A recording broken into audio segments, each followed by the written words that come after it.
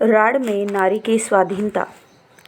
राड़ में जब पौराणिक धर्म आया तब वह अकेले नहीं आया, अपने साथ अनेक प्रकार की सामाजिक बुराइयां और असंख्य सामाजिक व्याधियां भी लाया।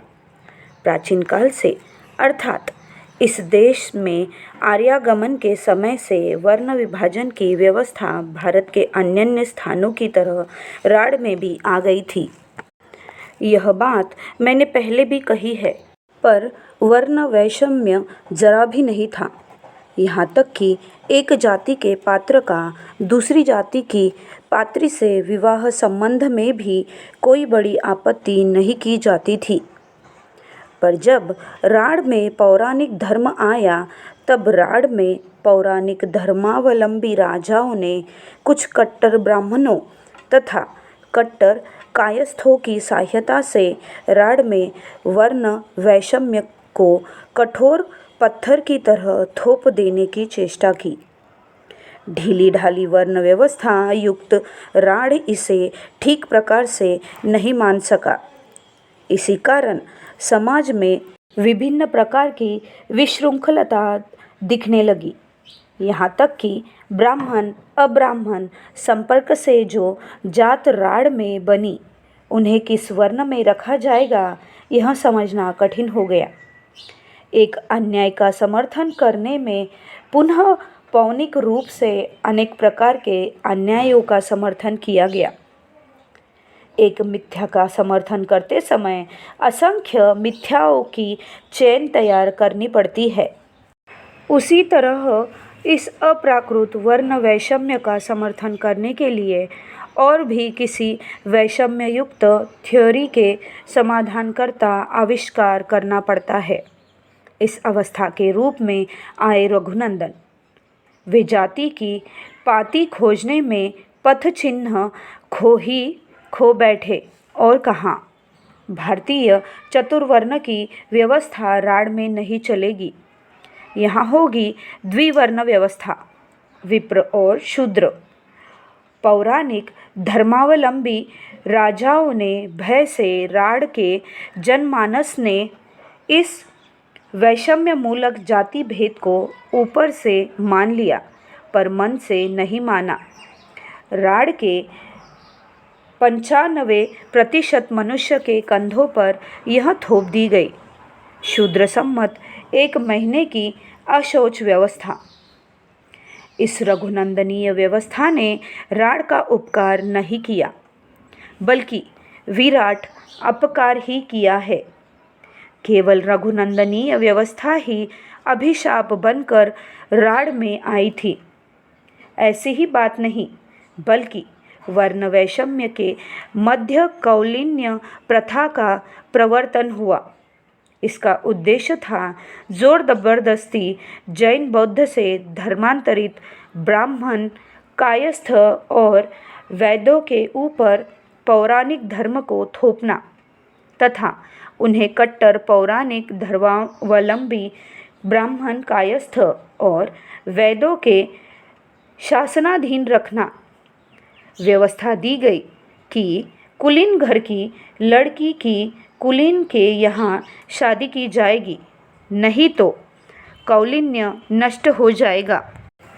और श्रोत्रिय ब्राह्मण यदि कुलीनों में कन्यादान करते हैं तो उनकी मर्यादा की वृद्धि होती थी। ब्राह्मण समाज में अकुलीन को श्रोत्रिय और कायस्थ समाज में अकुलीनों को मौलिक कहा जाता है। इसका फल हुआ कि एक कुलीन ब्राह्मण या कायस्थ 100 से अधिक विवाह कर सकता था। उनकी संख्या अतिशीघ्र बढ़ गई। पौराणिक धर्म के धारक और वाहकों की संख्या भी बढ़ने लगी। श्रोत्रिय और मौलिकों की संख्या कम होने लगी। उनके यहाँ कोई अपनी पुत्री को ब्याहना नहीं चाहता था। इसके फलस्वरूप बौद्ध जैन प्रभाव भी कम होने लगा। संख्या के बढ़ने से योग्यता तो नहीं बढ़ जाती। कुलीनों के बहुविवाह और श्रोत्रिय मौलिकों में विवाह न होने के फलस्वरूप समाज में नाना प्रकार की ग्लानि दिखाई देने लगी। इस ग्लानि से कायस्थ समाज को बचाने के लिए पठान युग में उस समय के बंगाल के प्रधानमंत्री गोपीनाथ बसु ने कायस्थ समाज में कौलीन्य को ज्येष्ठ पुत्रगत कर दिया। पर ब्राह्मण समाज में यह व्यवस्था परावर्तित नहीं हुई। कौलीन्य प्रथा के कारण समाज के एक अंश में बहुविवाह और अन्य अंश में अविवाह के फलस्वरूप समाज में बहुत बड़ी ग्लानि और अवक्षय नजर आने लगा। समाज को उस ग्लानि और अवक्षय से बचाने के लिए परावर्ती काल में राड़ के देवीवार घटक ने मेलबंधन प्रथा का प्रवर्तन किया।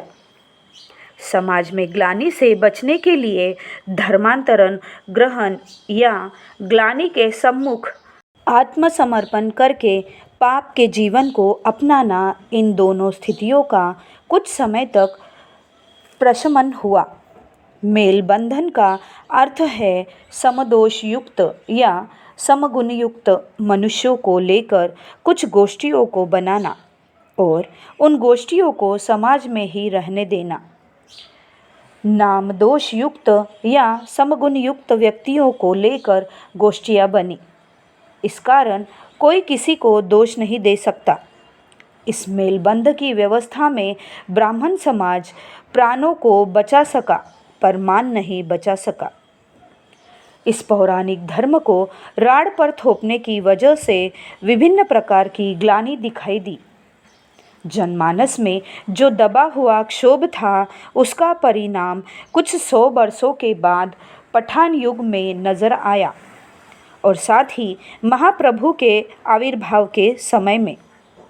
राड़ के विक्षुब्ध लोगों ने इस युग में या तो इस्लाम धर्म या महाप्रभु द्वारा परावर्तित गौड़ीय वैष्णव धर्म को ग्रहण कर दिया।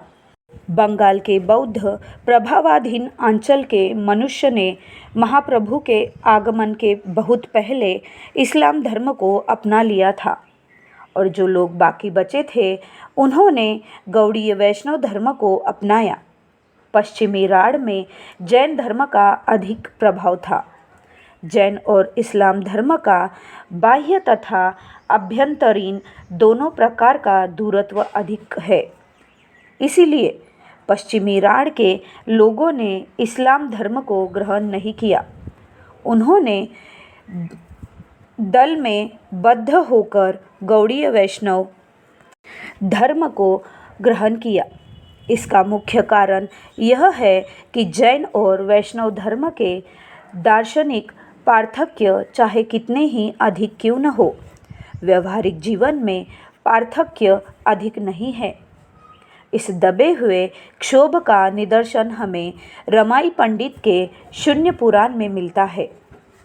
पौराणिक धर्म राड़ पर कठोर पत्थर की तरह दबाव डालकर उसकी प्राण शक्ति को पूरी तरह नष्ट कर रहा था। राड़ की अमूल्य संपदा समसमाजत्व की बुनियाद पर कुठाराघात करके उसे गहन गह्वर में डाल दिया। वर्तमान राड़ में विशेष तौर पर पश्चिमी राड़ की अनग्रसरता के जो कतिपय कारण हैं वह जबरदस्ती थोपे गए हैं। हम पाते हैं पौराणिक धर्म उसका अन्यतम कारण है। उदार शैव धर्म राड़ के अस्तित्व के प्रत्येक स्पंदन में, अस्थि मज्जा के प्रत्येक भग्नांश में निहित था। इसीलिए राड़ में हमेशा अन्य किसी भी देश की तुलना में नारी स्वाधीनता अधिक रही है। हाट बाजार में, गांव कस्बों में स्त्रियां अबाध रूप से घूमा फिरा करती थी तथा अभी भी घूमती फिरती है। खेत खलिहान में नारी पुरुष दोनों समान रूप से परिश्रम करते थे और आज भी करते हैं। यहाँ तक कि युद्ध क्षेत्र में भी पुरुष के समीप खड़ी होकर नारी भी समान रूप से युद्ध करती थी। किसी प्रकार का कृत्रिम सामाजिक विधि निषेध नहीं था। सभ्यता का आदि बिंदु राड़